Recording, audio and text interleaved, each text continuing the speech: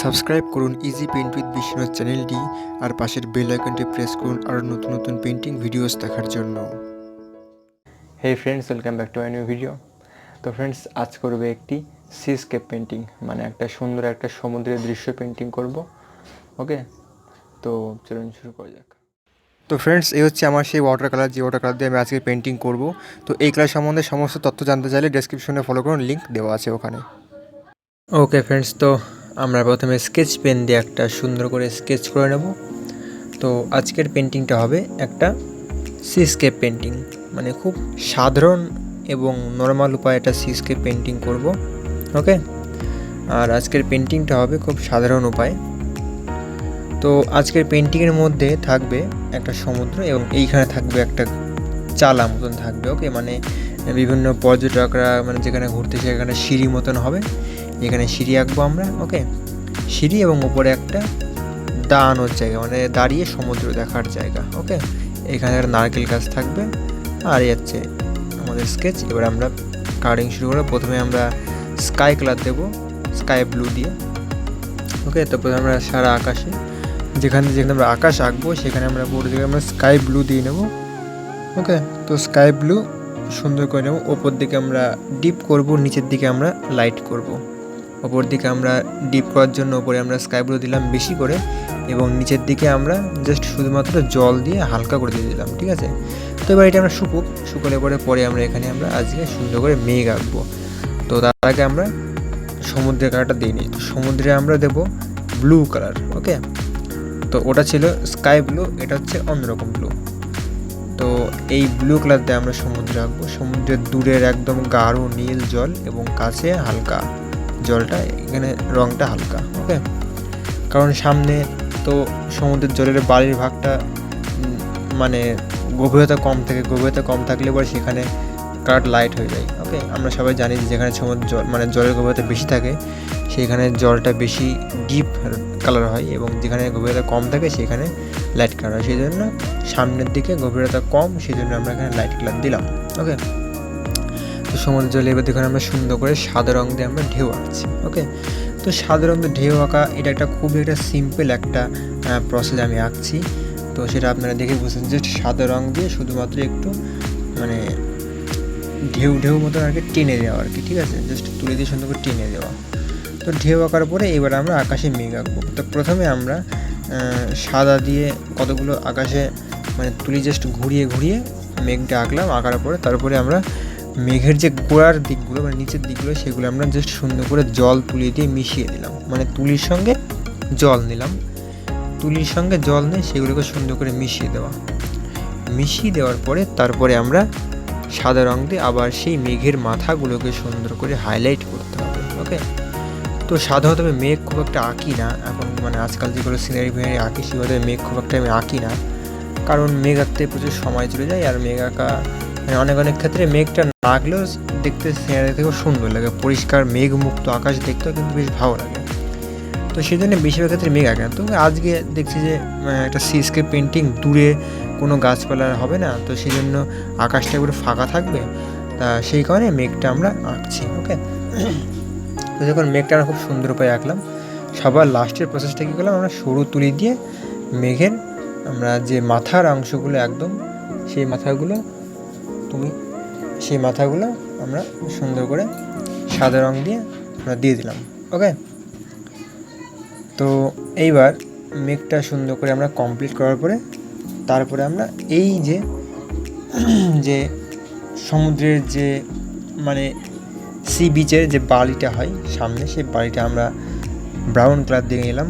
ওকে, এবার একটু deep colour দেবো, মানে এই কালারটা একটু কালো মিশিয়ে ডিপ করে সাইডে দেবো, কারণ ওইখানটাই ওই যে আমরা যে ঘরটা আঁকবো, মানে যে ঘরটা যেখানে আমরা করছি, মানে যে এখানে দাঁড়ানোর জায়গা, ওই দাঁড়ানোর জায়গাটা যেখানে আঁকবো তো তার ছায়াটা পড়েছে ওইখানে, ওই জন্য ওখানটা একটু ডিপ কালার লাগছে, এবং যেখানে আমরা হলুদটা দিলাম সেখানে লাইটটা বেশি পড়ছে, ওই জন্য ওখানটায় আলোকিত হচ্ছে। ওকে, তো এইটা দেওয়ার পরে এবার আমরা পাঁচিলটা আঁকবো সুন্দর করে, মানে এই যে বালির সামনে একটা পাঁচিল থাকবে, সেই পাঁচিলটা আঁকবো। পাঁচিলটা আঁকার পরে এখানে চালাটা আঁকবো।